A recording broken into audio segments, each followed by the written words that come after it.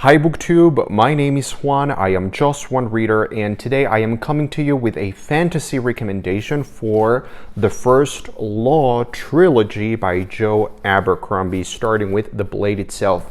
Now, The First Law is one of those really popular, best-selling trilogies in the fantasy genre. You probably have heard about it, otherwise you wouldn't probably be watching this video in the first place, but anyway. My goal in this video is to persuade you or to just, give you the little push that you might be needing to actually go ahead and read this trilogy because it is truly special. And before I get into the actual reviewing or talking about this book, spoiler free by the way, I want to tell you a little bit about myself as a fantasy reader because I love fantasy. Fantasy is the genre that got me into reading in the first place when I was very young, and it is still to this day probably my favorite genre and my favorite, my most treasured, wonderful experiences as a reader in life have been reading fantasy probably. So I do love fantasy, but I can be quite particular or very picky when it comes to my fantasy. The fantasy that I like and the fantasy that I don't like. And I think that's okay. I think that as people and as readers, we should sort of culture or curate our opinions, and we should be picky about the things that we like and dislike, because otherwise we're just liking everything and disliking nothing. What's the point in that? You have to be able to form an opinion, which is of course subjective and personal, but you have your own taste. So let me tell you a little bit about the fantasy that I really like and why. My favorite book of all time is The Never-Ending Story by Michael Ende, which is a fantasy novel. It's a beautiful fantasy. I love Philip Pullman. I actually have some Philip Pullman here in the back. You can also see the Chronicles of Narnia right here. I love, of course, the fantasy that I grew up reading was Harry Potter, Philip Pullman, Neil Gaiman, The Name of the Wind. I love Robin Hobb. I am currently reading the Rainwild Chronicles. I am in the middle of it. So I love fantasy. I love also middle grade fantasy like the Phantom Tollbooth and, that kind of, weird, eccentric, quirky vibe. But, good fantasy for me can be hard to come by because there are some other things that I dislike about fantasy. And the fantasy that I tend to dislike is fantasy in the vein of Brandon Sanderson. I know that it's a very subjective thing. And of course, it's a matter of personal taste, but for me, that kind of Brandon Sanderson-y kind of fantasy feels very cheap and generic and trashy and video gamey, and I don't like video games. I never liked video games.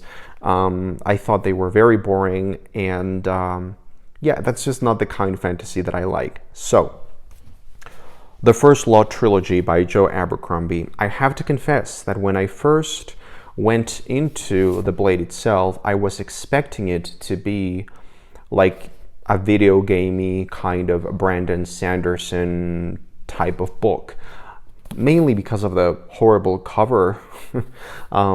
These editions that I own, which are the editions themselves are very good, and the font is good, the paper is good quality, the editions are good, and they actually feel sort of buttery. So they are good editions, but the covers I don't like because they make the books feel very video gamey and like teenager-y. Just look at these covers. I don't like them. They feel like pulpy, and I don't like them. So I was expecting these books to be something that I would probably not like, so that was not the right mindset to have when approaching the first book in a trilogy. So the first time around that I read The Blade itself, I really didn't like it, but I realized I wasn't really clicking with it. So I tried it a second time, and on that second read, I loved this book. I really, really loved it. I gave it 4 out of 5 stars, which to me is a really high rating. And what I loved the most about this book, well, there were several things that I loved, but the most, I think, valuable thing in this book and in the trilogy is the tone and the writing itself. And that's something that I really, really love about this trilogy, that they feel unadaptable. I cannot see these books being adapted into a movie or a TV show or an HBO production. I mean, no matter how great the production could be, there is something inherently unadaptable about these books, because it's very much about Joe Abercrombie's writing, and you cannot translate that, in my opinion, to a screen. How can you do that?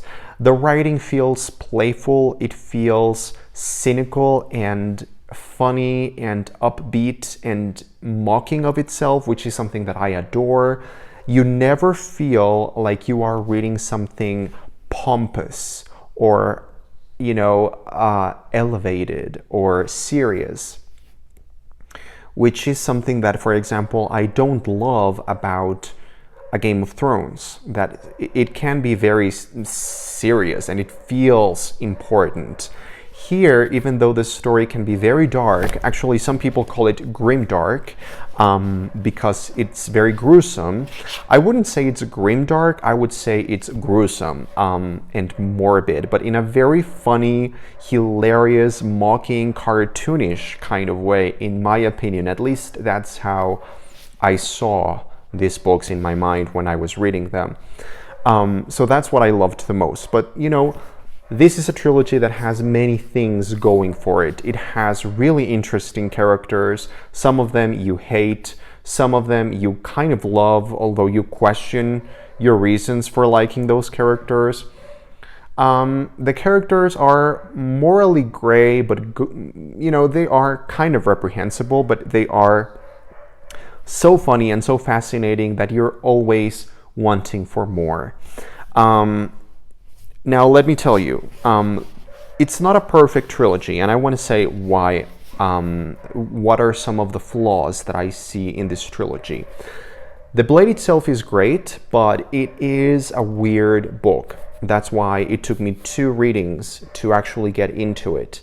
I think the reason why is because the book is unique in its storytelling, but there's not a lot of plot. Actually, people say that there's no plot, and I think I would be hard-pressed to find a plot in here that is interesting enough as one book. Like, for one book, there's not a lot of plot, so you definitely have to keep going to actually make sense of the things that happen in this particular installment. But the book is unique in its tone, its characters, and also the world building. The sense of ambiance and atmosphere that it creates is fairly mysterious, and you want to get more answers.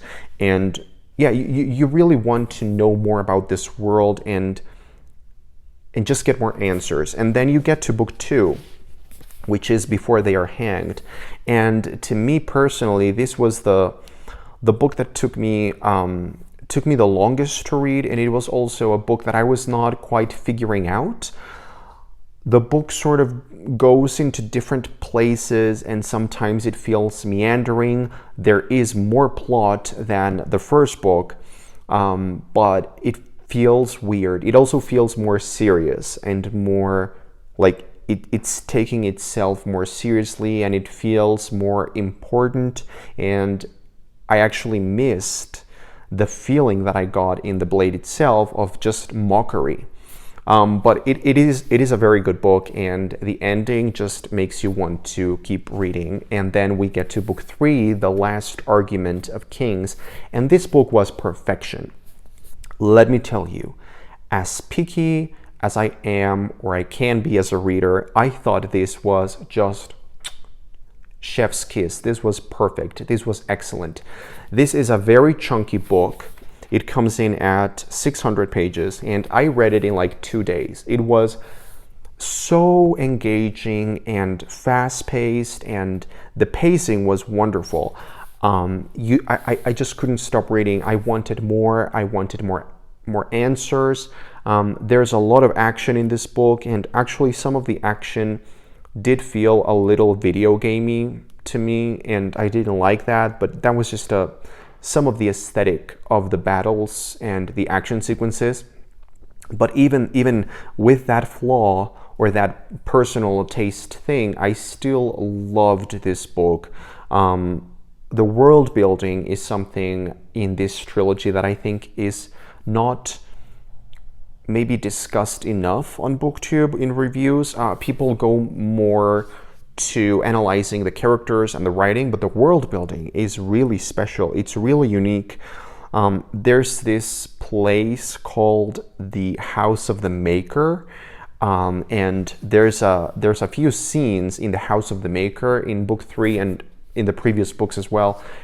I love those scenes. Like, those scenes are probably some of the best scenes that I've ever read in fantasy. I just loved them. They are so magical and ethereal and weird, but they are wonderful, and I was there for it.